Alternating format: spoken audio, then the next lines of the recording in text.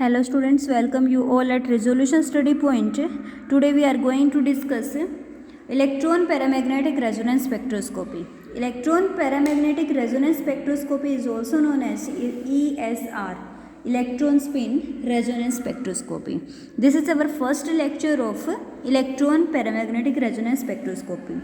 So firstly we will discuss introduction of EPR, and this introduction is electron resonance is a branch of absorption spectroscopy in which radiation of microwave frequency is absorbed by molecules possessing electron with unpaired spins. तो EPR क्या है? EPR absorption spectroscopy की ही एक ऐसी branch है जिसमें ऐसे molecules जिसमें अनपेयर्ड इलेक्ट्रॉन्स होते हैं, मीन्स जिसमें ओड इलेक्ट्रॉन होते हैं, वो माइक्रोवेव रीजन से माइक्रोवेव फ्रीक्वेंसी के रीजन से रेडिएशन को अब्जॉर्ब करते हैं, ट्रांजिशन होती है और मॉलिक्यूल की स्ट्रक्चर के रिगार्डिंग हमें इंफॉर्मेशन देते हैं. Now this phenomena can be designated by different names like electron paramagnetic resonance, that is EPR, electron spin resonance, that is ESR, or electron magnetic resonance spectroscopy.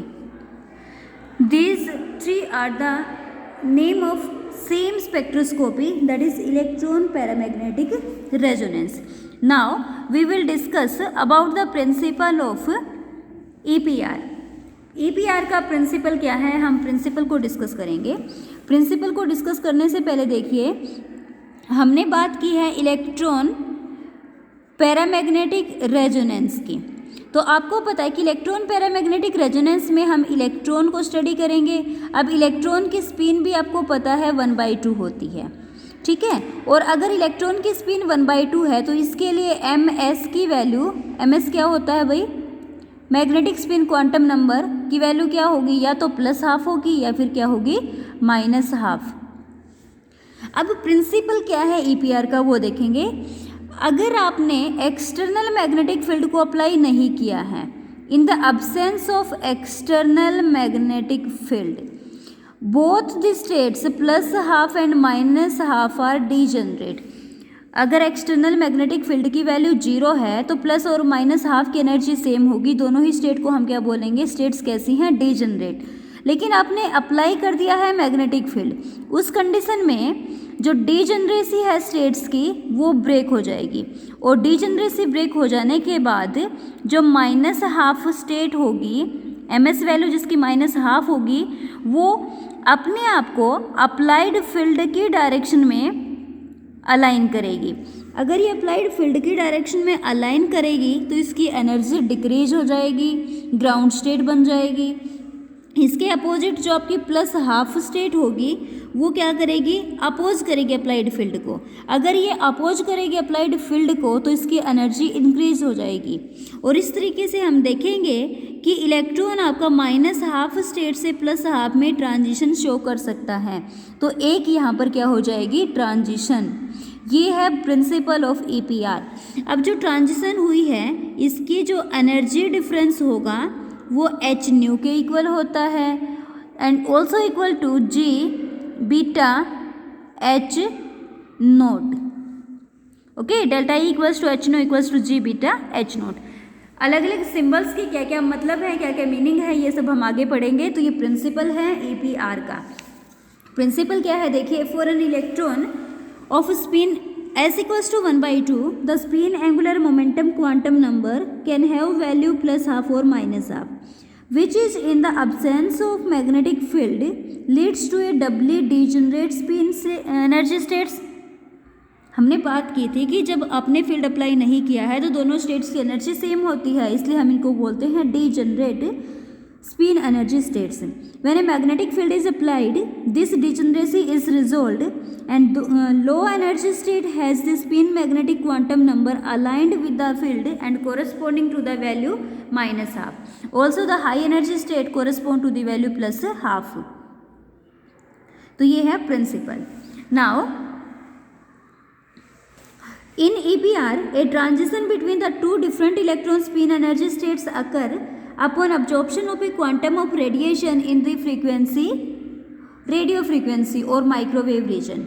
अब आपने देखा था कि जो ईपीआर में ट्रांजिशन होगी, लोअर एनर्जी स्टेट से higher energy state पे इलेक्ट्रॉन मूव करेगा, वो एक एनर्जी को ऑब्जॉर्व करने के बाद होगी, और एनर्जी का ऑब्जॉर्प्शन कहाँ से होगा, लोअर रेडियो फ्रीक्वेंसी के रीजन से होगा। और जो एनर्जी का डिफरेंस होगा जिसको हम डेल्टा ई बोलेंगे, उसकी वैल्यू क्या हो जाएगी, E equals to H nu that is equals to G beta H nought. अब यहाँ पर एच क्या होगा, एच होगा प्लैंक्स कांस्टेंट, न्यू क्या होगा फ्रीक्वेंसी ऑफ रेडिएशन, जी क्या होगा spectroscopic splitting factor, H note क्या होगा अप्लाइड फील्ड स्ट्रेंथ, और बीटा क्या होगा Bohr magneton. All these symbol have a definite value. Okay. Now the quantity G is not a constant but a tensor quantity. G एक constant quantity नहीं है, एक tensor quantity है। tensor quantity वो होती है जो ना स्केलर है ना ही वेक्टर, दोनों के बीच की होती हैं। और फ्री इलेक्ट्रॉन के लिए G की वैल्यू होती है 2.0023। Now in general the magnitude of G depends upon the orientation of the molecule containing the unpaired electron with respect to the applied field. In a solution or in a gas phase, G is averaged over all orientations because of free motion of the molecules. अब देखिए भाई G की बात अगर हम करें तो G हमने कहा कि एक टेंसर क्वांटिटी है, इसकी वैल्यू कांस्टेंट नहीं होगी।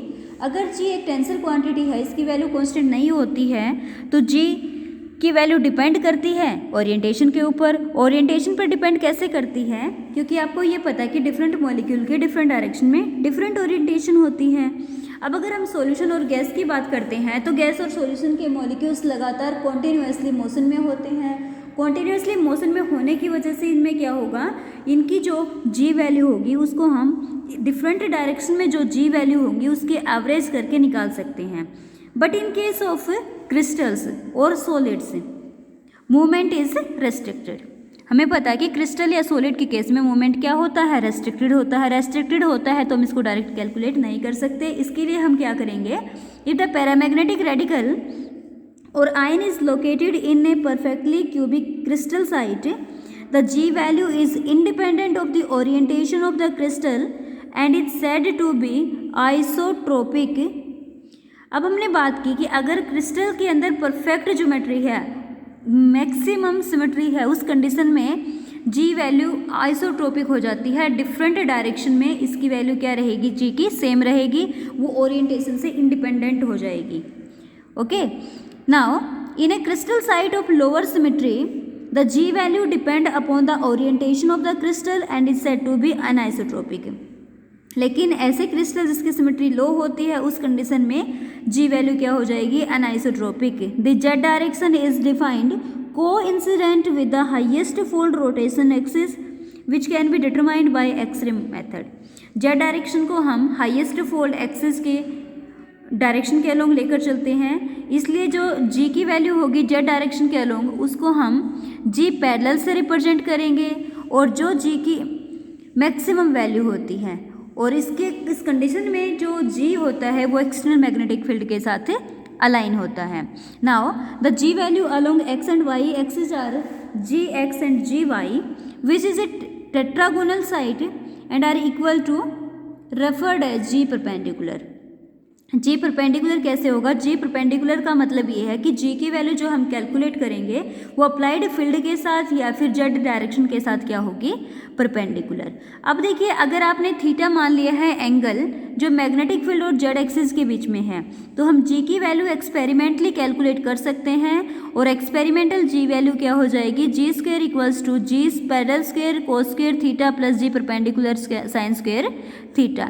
थीटा की वैल्यू कैलकुलेट करके G पैरेलल परपेंडिकुलर कैलकुलेट करके हम G की वैल्यू को फाइंड आउट कर सकते हैं। तो ये हमारा फर्स्ट लेक्चर है ईपीआर का, जिसमें हमने इंट्रोडक्शन और प्रिंसिपल को डिस्कस किया है। इंट्रोडक्शन में हमने जस्ट यही पढ़ा कि ईपीआर को ESR भी बोलते हैं, और इसके प्रिंसिपल में हमने पढ़ा कि इलेक्ट्रॉन की स्पिन प्लस हाफ, इलेक्ट्रॉन की स्पिन हाफ होती है, इसके लिए ms की 2 वैल्यू होंगी, प्लस और minus half. Absence, external field के अब्सेंस में दोनों स्टेट्स डिजनरेट होती हैं, लेकिन आप फील्ड अप्लाई कर दोगे तो डिजनरेसी ब्रेक होगी और ट्रांजिशन होगी। ट्रांजिशन के लिए एनर्जी जो रिक्वायर होगी वो क्या होगी, रेडियो फ्रीक्वेंसी रीजन की होगी। साथ में एनर्जी को हम कैलकुलेट कर सकते हैं इक्वल्स टू एच न्यू से, और फिर हमने जी वैल्यू को डिस्कस किया। जी की वैल्यू हम कैलकुलेट करेंगे g parallel square cos square theta g perpendicular square sine square theta से। तो आई होप आपको ये लेक्चर फर्स्ट वाला समझ में आ गया होगा। Thank you.